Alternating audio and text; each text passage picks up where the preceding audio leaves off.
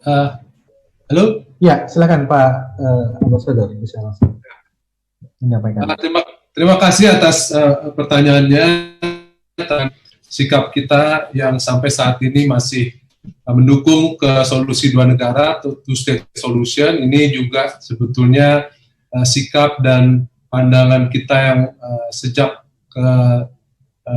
opsi ini dikeluarkan pada tahun 1993 pada waktu ada kesepakatan Oslo, dan ini sebagai backgroundnya perlu diketahui bahwa inilah pada waktu Oslo tersebut kesepakatan yang diambil oleh kedua belah pihak, ya, yaitu Palestina di satu sisi dan Israel di sisi yang lain. Karena itulah sampai sekarang termasuk PBB, ya, Uni Eropa dan banyak negara, OKI Liga Arab, kita masih mendukung opsi penyelesaian two-state solution tersebut.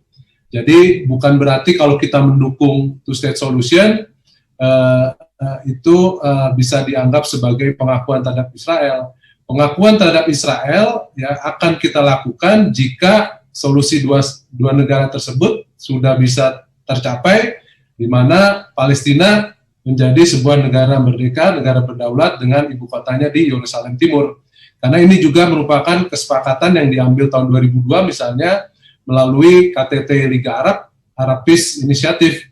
Jadi normalisasi atau pengakuan negara-negara terhadap Israel, ya, termasuk negara-negara Arab yang punya kepentingannya pada waktu itu harus terjadi, ya kan, atau akan terjadi jika imbalannya adalah Palestina merdeka. Jadi itu juga posisi yang dianut oleh kita sampai saat ini. Soal paspor Israel, ini sebetulnya isu teknis, ya, secara konsuleran.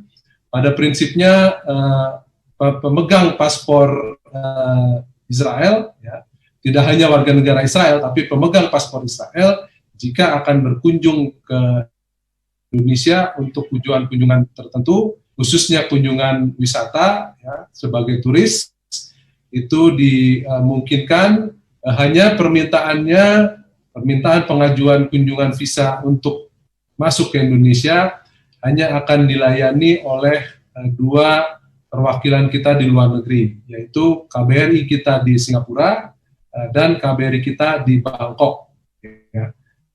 Jadi permintaan visa kunjungan hanya akan dilayani oleh dua perwakilan kita di dua negara tersebut.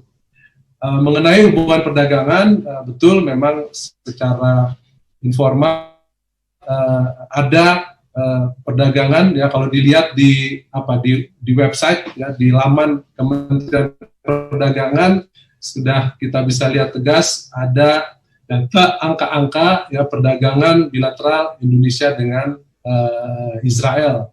Tapi proses perdagangan tersebut, ya, kita lakukan dengan pihak ketiga. Tidak langsung kita melakukan perdagangan seperti dengan negara-negara yang lain. Ya.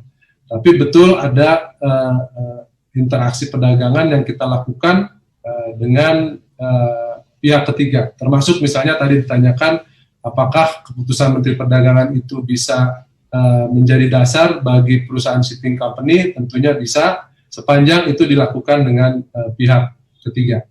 Terima kasih Mas Abi.